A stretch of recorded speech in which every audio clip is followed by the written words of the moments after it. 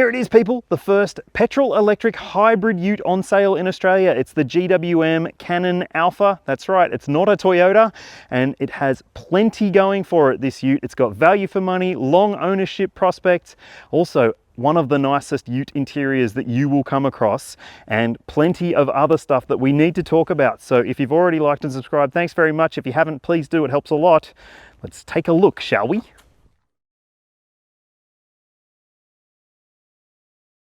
Now, the hybrid version of the Cannon Alpha is only available in high-spec Ultra trim, and that means that this is the range-topping model in the Cannon Alpha lineup.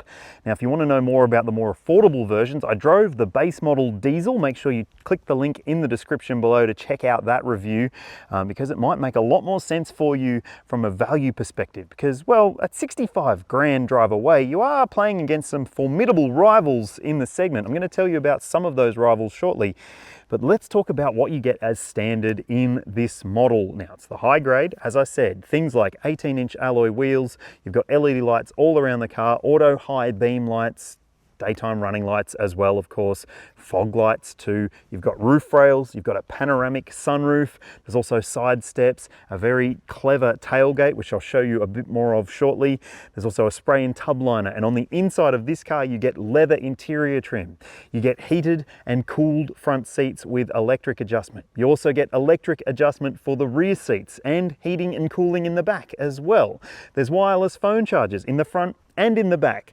You've also got a 14.6-inch touchscreen media system with Apple CarPlay and Android Auto, a big digital driver info screen, and plenty of other features, which I'll tell you about when we get into the interior section, because honestly, I could probably go through 100 spec items on this ute. It is really, really well equipped for the money.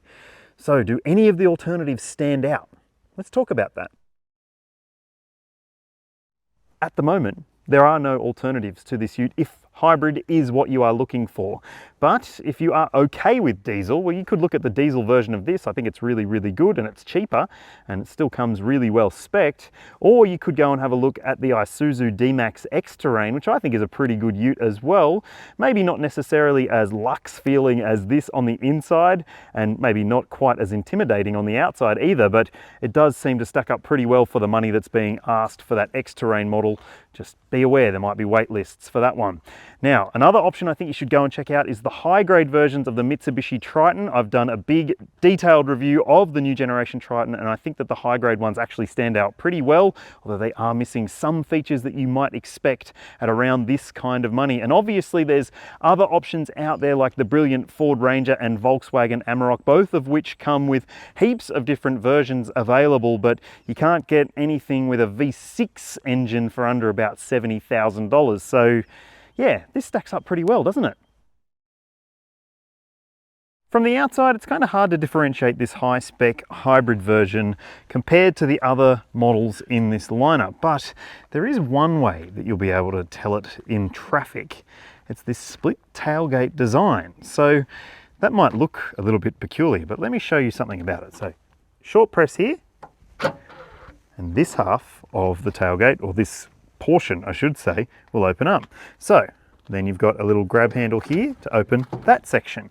What that means is you don't have to, well, climb in to the tray to get close in the tray, and you can almost reach all the way to the end. I mean, I'm a little bit longer than most people, but yes, it's just a very clever innovation, I think. Now, let me show you, it does also open in the traditional way, so I'll just close these up, and to open it with the full tailgate, you just press that for a longer press, and it auto drops for you. Nice, soft, gentle drop, which I really like. And as you can see, there's plenty of space in there to play with, and it means that you do have a decent length if you do need to load things lengthways. You've got a spray-in tub liner as well, which I really appreciate, and you've also got some tie-down hooks on the sides of the tub. No roll bar or sail plane to get in the way of your load space, which I actually think is a good thing. Personally, I'm not quite sure whether this will hold up to the test of time and hard work, but hey, we'll have to just wait and see, I guess. And I do like the fact that you still get a spare wheel underneath the body of the vehicle, and yes, you do have a decent decent amount of payload to play with, but maybe not as good as some of the other utes in this segment. But hey, do you think that this is a good enough tray for your needs? And do you like that tray design? I think it's brilliant, personally. A panoramic sunroof, leather seat trim with heating, cooling and massaging functions, and a massive touchscreen media system. Yep, the ute market has changed, people.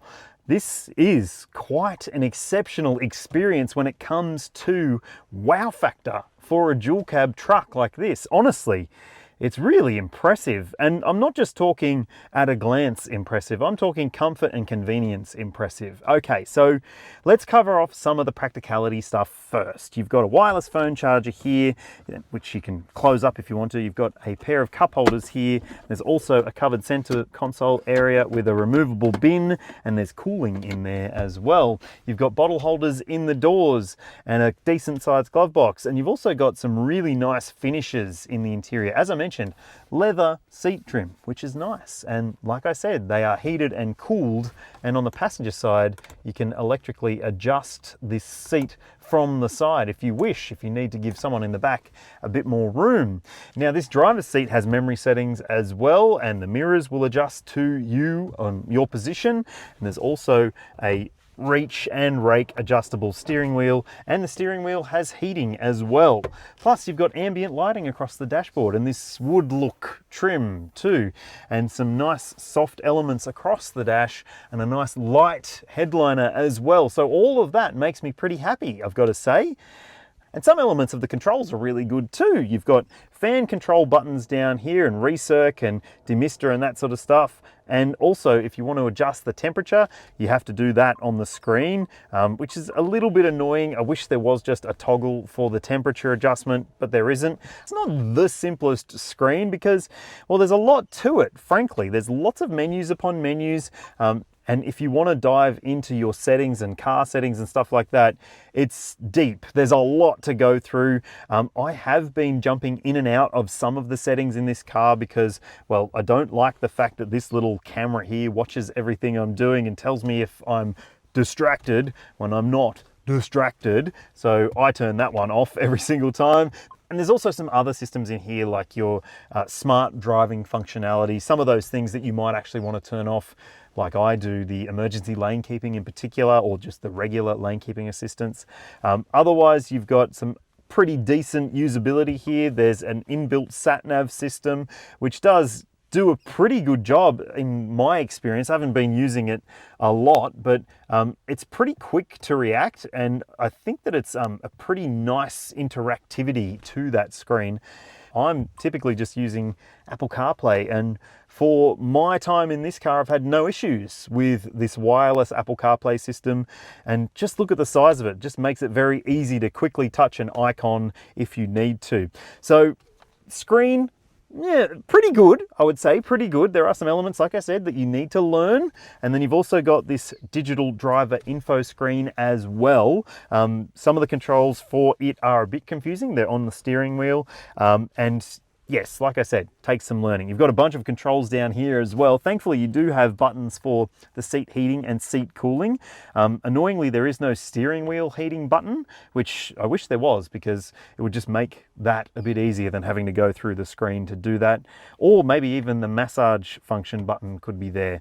Just little improvements that could be made, I think. Now, you've also got a bunch of four-wheel drive controls down here, low range, rear diff lock, front diff lock as well for this grade, and your drive mode selectors are there, and a weird shifter too. So for the front seat experience, I've got to say, feels pretty good.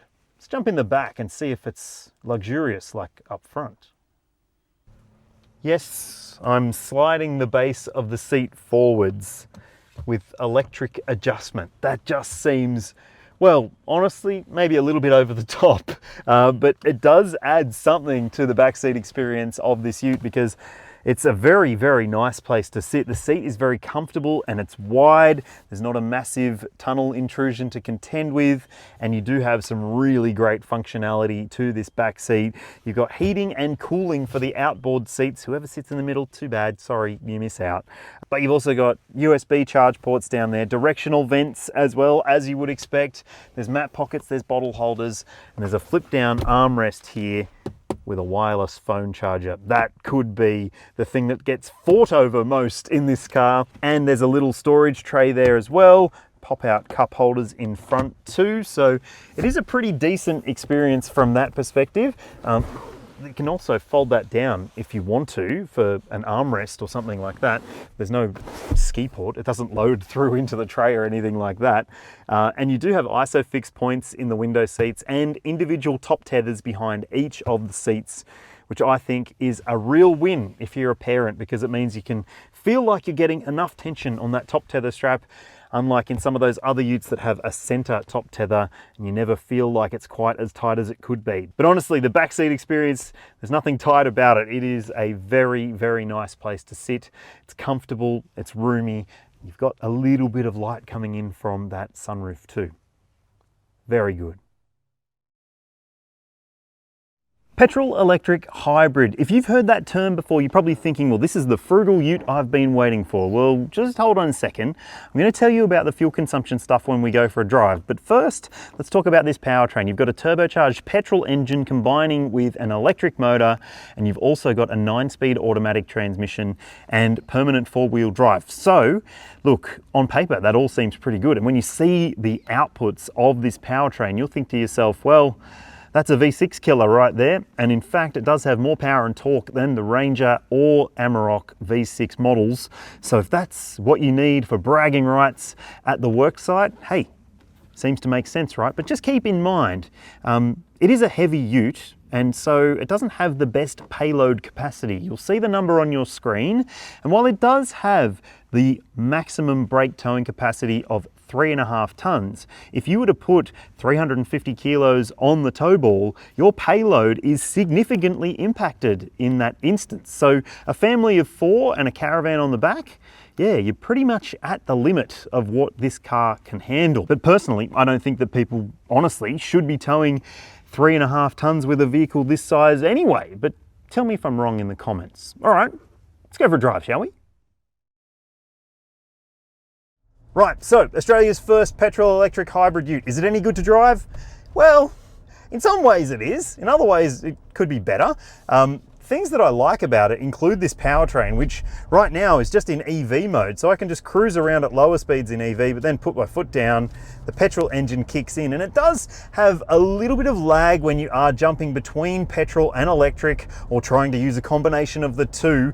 So just keep that in mind. It's not necessarily seamless in terms of the interaction between the petrol and electric modes, but I do think that it does have a pretty decent usability to the way that it will drop down into EV mode and then use petrol mode when it thinks it needs to, or when you dial up a different drive mode, for instance. Now, there are different drive modes to play with, including normal and eco and a 4H mode. Otherwise, it's like a permanent all-wheel drive style system, so it'll apportion torque where it thinks it needs to based on the situation happening. But look, I think that for the most part, I've just been driving in normal mode, and it's definitely grunty enough. There is heaps of pulling power here. Now, I haven't done a loaded test or a towing test, so I can't speak to whether it copes well in those sorts of situations. But in this situation, normal urban driving, I think that it does have a pretty good use case scenario for it. One thing that could be better is the ride. I'm going on the bumpy street in my area to get an idea of just how bad it is, because I've noticed that it's not great on smooth roads. On these sorts of roads, yeah, it's not fantastic. It's pretty bumpy. And look, it's certainly not as good as some of the other utes out there in terms of balancing day-to-day urban friendliness if you do live in a place where the roads aren't great. So that might be something you want to keep in mind, because it's not exactly enjoyable over bumpy roads. But hey, if it's anything like the other GWM products, there will be aftermarket alternatives to the suspension if that's what you want to adjust. I would imagine that the likes of the big name players in the aftermarket scene will be offering different suspension setups for this vehicle if that's what you want, and possibly even GVM upgrades and payload improvements too. The steering, well, it's a little bit slow. It's not necessarily as direct as some of the other vehicles in the class. I think the benchmarks, if you are looking for a fun ute to drive, are the Amarok and also the Ranger personally. But for the most part, if you're just driving around town doing what I'm doing right now, stuck in a line of traffic, you will find that the steering is manageable enough and predictable too at higher speeds and when you're parking as well. Now obviously the camera system in this ute is terrific, and that makes parking a lot easier than it otherwise might have been, and fuck me, I'm going blind. Now when it comes to parking, the camera system comes into its own because it's absolutely brilliant at being able to see what's happening around the car and leave some of those other utes in its dust when it comes to the parkability factor. Look, it is a big ute and it does take a little bit of handling to get into tight parking spots, but at least you've got that technology to help you out in that instance. And I do think that for the most part, the drive experience in this hybrid is pretty good. It's, as I said, refined in the EV driving mode. It's a little bit vocal when you do step into petrol, but yeah, I think the biggest real concern here is the ride comfort, because it could be better. Now, one other element that I just want to talk about is the brake pedal feel and also the noise that the brake pedal makes, because I know this might be a little bit graphic, but I hit the brakes coming out of my driveway before and I thought I might have run over a dog, because it has this weird squeaky little noise. And I've got 2 dogs at home, so don't go hating on me. So yeah, I was kind of worried that something bad had happened, but yeah, it just takes a little bit of getting used to the noise that comes from the brake pedal, and I've noticed that it's only sometimes, which is probably even more concerning. And the brake pedal feel, yes, it's got regenerative braking, so it will actually try and feed a little bit of potentially lost energy back into the battery pack to keep things as efficient as it can, but it's certainly not quite the most enjoyable pedal feel. Just listen to this. Yeah, not amazing. Otherwise, I think the drive experience is pretty good. And yes, if you do need to put your foot down, it is really, really quick, this ute. And this is just in normal mode. If you put it in sport, it's really like mind-blowingly quick. So if you are considering a turbo petrol Amarok, for instance, at $83,000-ish, well, this might make a lot of sense as an alternative to it. I attended a launch event recently which included some off-road driving in this Cannon Alpha, and I've got to say that I thought that it was pretty ambitious, some of the tracks that they took us up, but it was really, really impressive in terms of off-road driving. Heaps of ground clearance and really good approach and departure angles for a ute as well. Obviously without a tow bar, that means that you do have a bit more to play with, but it was supremely impressive in terms of handling itself in some pretty treacherous terrain, and the camera system, that off-road camera with the clear view mode, really did make a big difference to the usability in that situation. And honestly, I was super impressed with how it handled itself off-road. From the handling and capability perspective, the fact you've got front and rear diff locks if you need them, and in some of the situations we were in, we did need them. And then there's also low range, as you would expect. Now, what is really cool is the petrol-electric powertrain and how it behaves when you are off-roading in sort of more serious situations. You've got that battery backup to give you a really good shove when you do need it in low speed situations.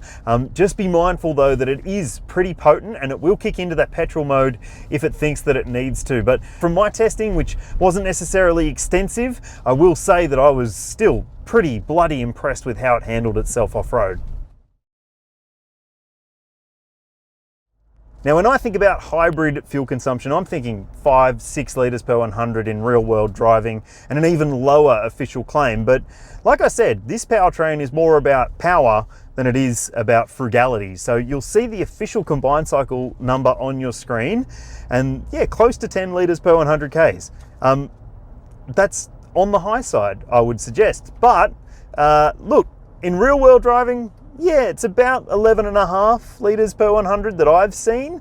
And so you might think that that's not necessarily good enough for a hybrid ute, but just remember, it's about 11 litres per 100 for the diesel version of this ute as well. So, and most of the other utes out there too. So really, I don't think it's too bad, and you are getting the extra benefit of all the grunt that comes with this petrol-electric powertrain.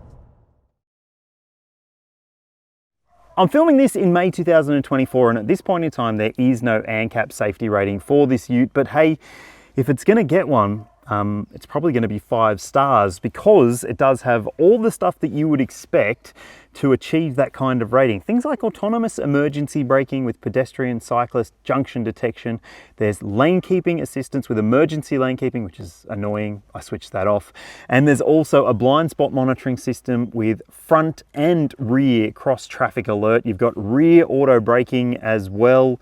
And there's also a surround view camera system with a clear view chassis setup, which basically means you can see through the car, in theory at least, and see what's underneath and around the vehicle.